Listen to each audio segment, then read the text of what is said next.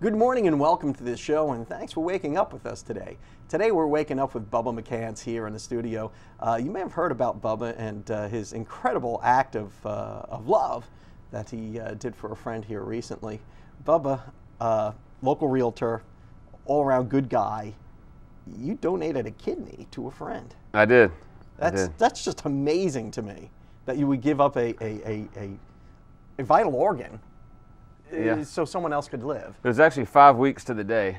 Yeah. It was at Tulane Hospital. A friend of mine named Charlie Powell, who's a native, born and raised here in Panama City. His parents still live here. He lives in Mobile now, married with 3 kids. Yeah. He made a Facebook page, and we hadn't kept in touch over the years. We were just childhood, high school, so he's a college friends, but one of the guys we don't have to talk on the phone to stay tight. But he tagged me in the request to join his page, and so I saw it come through on my cell phone and called him up and just asked him what I needed to do. And isn't that funny, Bubba? Because you always hear about the downside of social media, how bad it can be, but in this case, it was a lifesaver. Yeah, in this case, it helped. So yeah. And Charlie was born with 1 kidney, and that one had deteriorated over the years of his life. He's 42, and family man. Right. Family man. And it had deteriorated to working to around 10 to 15% of what it should, so his doctors advised him to start seeking out a kidney. And a lot of people, want to make the big deal about the donor a lot of the times, but I think Charlie, it takes a lot of guts for a man to reach out and ask for help. Yeah. And, a lot of times we're stubborn. We want to do it ourselves. But if you're a family man, Bob, I mean, for a lot of people, it's like you really don't do it for yourself. You do it for your kids. Right. You do it for your wife. You do it for your family because, they need dad around. So he's just as much of a hero in my eyes. He taught me some things, I can apply to my life that, watching him reach out, ask for help, and going through what he's going through, it's scary on his end. It's I scary pretty much know I'm going to live. We only need 1 kidney to live. Half of 1 is what you need. Really? So we already have twice if you have 1. But the thoughts through his mind every day, every night. I can't even imagine. Just the wondering, waiting. So. Wow. So he's as much of a. So I understand the sequence of events. You guys were friends for a period of time, off and on over the years, college buds maybe. Yeah. He sets up this Facebook page. He lives in another state. Yeah, he lives in Mobile. We actually went to South Alabama at the same time. Man, I guess it was 20 plus years ago. I came back. I didn't I didn't care for it over there, and he's still there. Right. So he's been there for 20 plus years. So you connect up with him on Facebook. You see he's got this page. He's in need of a kidney, and then you're like, well, let me see if I guess they have to match you, right? Yeah. Well, you go through a series of tests. The first one, they'd take a urine test and a blood test to see if your blood's compatible.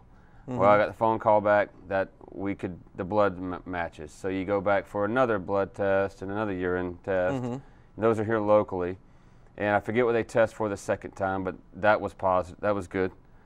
And then they call you to Tulane, and you meet with the surgeons, you meet with the doctors, nurses. So you get this. You go through all the preliminary testing, and then bingo, you're a match. Yep. And then you're like, did you have a thought like, oh crap, I'm a match. What did I get myself into? No, I mean, I'll be honest. I was coming back from over there in 331 South Walton showing a house, and I had a missed call from my coordinator at Tulane. So I called her back. Her name's Elizabeth, and she said, "Hey, I've got great news.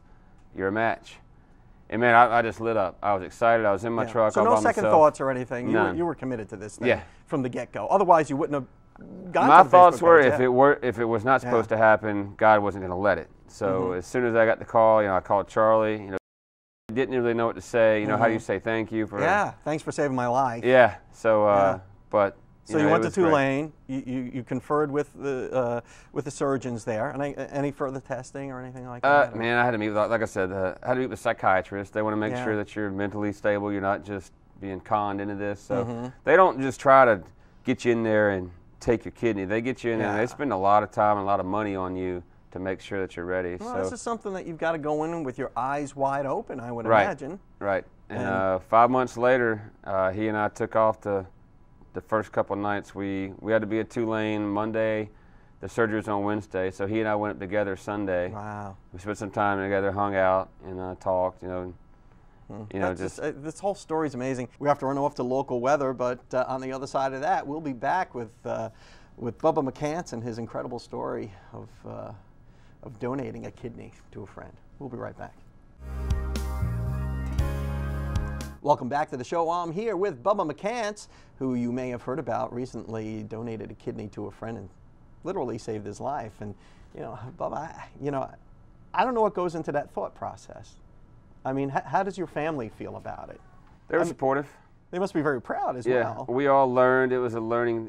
I call it a journey. The whole time it was a learning exploration for all of us. I would learn information from the doctors and surgeons, pass it on to my family to, in turn, comfort them. Because I was gung ho, Yeah, they must have been very worried. Yeah, felt like I was the one out there running the ball down the football field. They were in the stands hoping I didn't get hit too hard or get hurt. For an analogy. That's a good analogy. Yeah. So. Yeah, it's actually been it's a blessing. The healing part wasn't that bad. Like I said, it's been 5 weeks. I'm jogging, walking, lifting a little bit of weights, getting back into that slowly. I mean, it's a major operation. It is. Yeah. Coming out of the gates, it's a little harder on the donor on the healing process because they have to cut you open a different way. But Charlie has longer of a recovery process because he has the anti-rejection drugs he has to take, and his immune system is compromised. But so he's doing fine. Some time. He's doing all right. He's doing very well. You're doing okay? Yes, sir. Now, how all did that go down? Did they wheel you into the operating room together? Funny you ask. I asked the same question with one of my trips to Tulane. I said, so I'm in one room, Charlie's in the other, and you take a kidney out of me, just run it down the hall, toss it to the guy next door, and which the guy happened to be a girl. He had a female surgeon out of me, and they said, yeah, that's pretty much how we do it. Wow. We clean it up and give it to the other surgeon, and it goes right into Charlie. So we were there at the same time, in the recovery at the same time. We were hobbling around the hospital at the same time. Holy mackerel. So now you're feeling okay? I feel great. Good? I feel great. You back to work yet? Oh, yeah. Got back to work as soon as possible. That's just an amazing thing. Now, how does Charlie say thank you? We talked about that on our drive from Mobile to New Orleans together. And because I brought it up, you can tell it's like the elephant in the car, so to speak.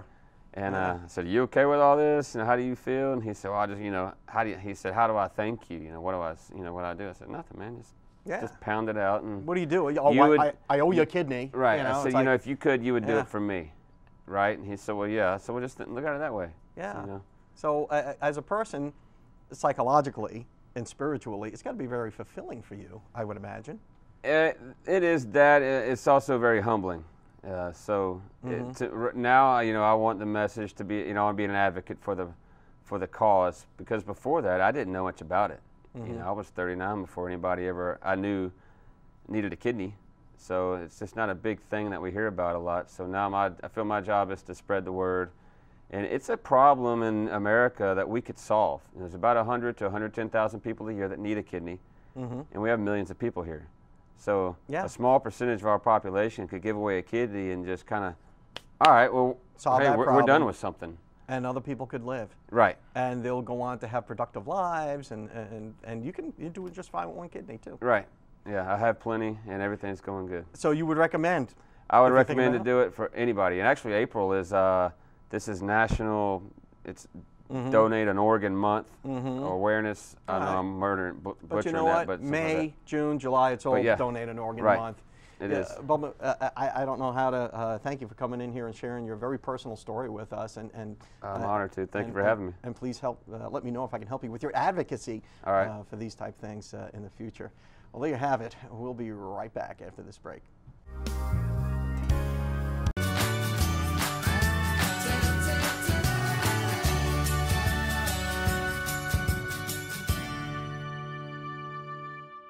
So it's time for Time Tack Tuesdays. So here's what I have for you this week. Take a look. If you're looking for an easy way to take that soap scum off those glass shower doors, well, here's the hack to do it. Yep, that's right. Just use a dryer sheet. Take that dryer sheet and use circular motions, and it will take off that soap scum with no problem. I don't know about you, but it drives me nuts when I go to get the toothpaste and I see someone has squeezed it at the bottom to try and get that toothpaste out. Well, one hack to prevent this is use a binder clip. Flatten out the tube of toothpaste and push the toothpaste all the way up. Then you're going to fold over the bottom of the tube and use the binder clip to hold it into place. As you use the toothpaste, just continue to fold the bottom and clip it again, and this will allow you to make sure that you get all of the toothpaste out of the tube. Have you ever had a collar on your shirt that was kinked over and just not sitting right? Well, I have a hack for that. All you need to do is use a hair straightener. Yep, that's right. Use the hair straightener as if it was an iron, but it's the perfect size to fit on your collar. All you're going to do is use it once you heat it up and push against the collar, using it as if you're ironing it. This is a great way to flatten those collars even if they're on that person. So no more flipped collars, all you need is that hair straightener. Have you ever wanted to have a glass of red wine but don't want to wait the 20 to 30 minutes for it to aerate? Well, one way to do this is use a blender for 30 seconds. That's all it takes. This will help get those tannic and young reds that may need a few hours to be ready in just seconds. Pesky weeds, no one wants them. Using white vinegar can kill them fast. No harsh chemicals needed, so all you're going to do is put it in a spray bottle and spray those weeds. Please note that you want to make sure that you don't spray any flowers that you don't want to die because this could kill them. Everybody has that pair of pants that the zipper just won't stay up. With this hack, all you need is a key ring. That's right, use the key ring, open it up, attach it to your zipper, and using this key ring, you can now keep that zipper from falling down. You're going to take it and you're going to attach it to the button and then button your pants. No more falling zippers. Thanks for watching Time Tack Tuesdays. I look forward to seeing you next week. But if you have any hacks that you'd like to see me do on the show, just email them to me at timetacktuesday@gmail.com. See you next week. Welcome back to the show. I'm here with Dr. Stephen Favaloro from Forest Park Animal Hospital. We're going to talk about that fascinating little creature known as the flea. Yes, sir. It is fascinating. Well, it's definitely a nuusense. And he's a drummer, too, for a band, isn't he, Flea? Well. Oh, that's okay.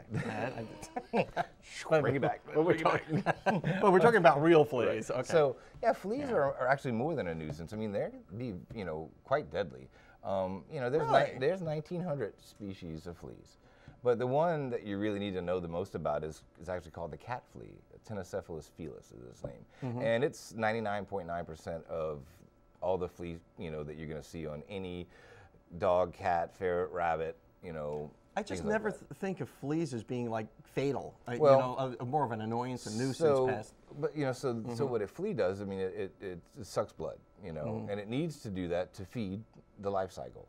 Right. And so if you get enough fleas, say on a kitten, or say a debilitated animal who can't get away, I mean, you can suck enough blood to where we see flea anemia a lot during the summer. So, but the thing about fleas is they do more than just cause your dog to scratch. I mean, they can cause flea anemia, like we talked about. They could pass cat scratch fever, to cats. Another great song. But cats don't generally get sick from it, but you can get sick from it. And they pass tapeworms on to dogs, which are more of a cosmetic yucky than actually a sickness. But as far as how you would want to approach fleas is, I guess for this segment it would be to understand their life cycle and why people have problems with them. Are they disease carriers too? Absolutely, absolutely. Yeah. The old plague. Yeah, I guess. Which was the different. It wasn't the cat flea, but so yeah, the adult fleas that you see on your pet only represent about 10%, 5% of your actual problem. So the rest of it is in your environment, and it's a constant motion. So one flea, depending on what you read, will lay anywhere from 20 to 40 eggs a day. Jeez. And the average lifespan is 4 to 6 weeks. So they'll lay an egg, and then that egg will hatch, and then that'll develop into a larvae. And that larvae is what eats the blood meal, or the dried blood from the adult. And they don't stick on the dog, it rolls off. Now these larvae don't live in temperatures greater than 95 degrees. So it likes to be in shaded areas. It likes to be in cooler, dark areas.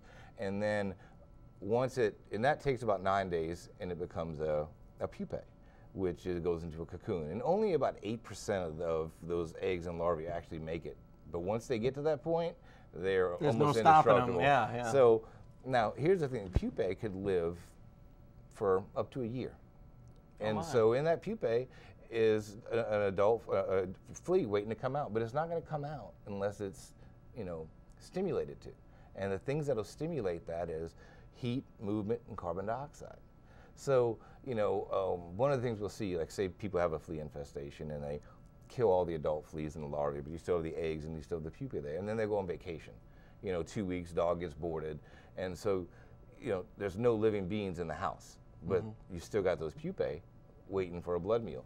So people come home, the pupae gets stimulated, hatches, and next thing you know, within the end of the day, you got a flea infestation, blaming the boarding facility they brought fleas into your place, and that's not the case. So the best way, generally to, get rid of a flea, infestation is, number one, topical insecticides or oral insecticides. But if you do that, you're really only approaching, 5 to 10% of your problem.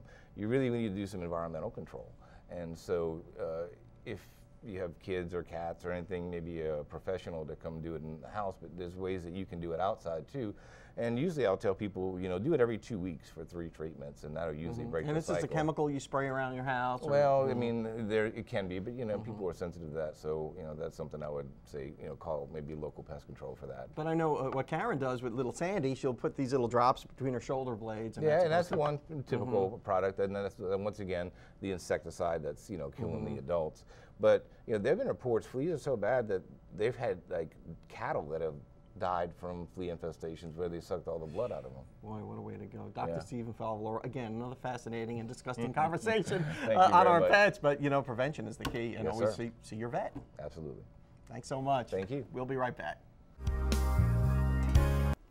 Welcome back to the show. I'm here with Jordan and his friend Rolex from Bay County Animal Services. Thanks so much for coming on the show, Jordan. Thank you, Don. I appreciate it. Now Rolex here has a very unique name, and he is the cutest little puppy. They're all cute, but I particularly like him because he's Rolex. He's a classy guy. Now, how did he get the name Rolex? He actually come with it, from my understanding. Oh yeah, so he came already named. So that's a great name, Rolex. Maybe he ate someone's watch. Maybe he was always on time. Who the heck knows what the story is? But it's a great little name, and if you adopt this dog, you can call him anything you like, I suppose. Yes, sir. He's still young enough you can rename him. Yeah. Now, how did Bay County Animal Services come into possession of Rolex? He was an owner surrender. He came from a litter of 8. There's actually 3 left. We have a black and white one, the traditional tan and black, and then him. The black and tan. Now, for people who don't know, an owner surrender is when the owner can no longer take care of the puppy or dog or cat or animal, and they just bring it into Bay County Animal Services, which is really the most humane thing to do. Right, yeah. Most of them can't afford them anymore, so. Yeah. And people's life situations change. I mean, you may be moving to a place that doesn't accept pets anymore, or maybe it's a financial thing, or maybe you got too many animals. In this case, a litter of puppies. Yeah. Yeah. So what kind of dog is Rolex? He is a German Shepherd mix. We're not 100% sure what he's mixed with, but. I snorted. I do that sometimes. Anyway. Yeah, he's not sure what he's mixed with either, but he's cute as heck, man. So he does that. You could tell he's got that German Shepherd coloring. Now, his siblings, who are back there, or they have watch names too, or? No, I'm not actually sure what their names are. You can call them, you can call them Rolex too, or Timex. His brother Timex and his other brother Citizen. They're up for adoption. They look similar to Rolex, don't they? Yeah. The black and white, the markings are pretty similar to him. The black's white's replaced where the tan is on him, and then the other one's just a traditional tan with the black. German Shepherd look itself. And how old is Rolex? He is 2 months old. Okay. Since we really don't know what he's mixed with, he'll probably be about 50 to 70 pounds. So he's still a baby. Yeah. And like, all of the animals at Bay County Animal Services. You know, just have a shots. When you go in to adopt them, it'll cost you $25, Right. but you'll get a chip, shots, neutered, the whole thing. Well, you won't get a chip, but your dog will, and you won't get neutered either. But you get all that stuff for $25. Yes, That's sir. amazing. It really is amazing. Jordan, if we want to adopt Rolex, what do we need to do? Just come by, bring your Bay County ID or your ID period, pay the $25, fill out the adoption paperwork. We'll get the ball rolling. Well, thanks a lot, Jordan, for coming on the show and bringing Rolex with you. And please be sure to spay and neuter your pets and go by and adopt them. We'll see you next time.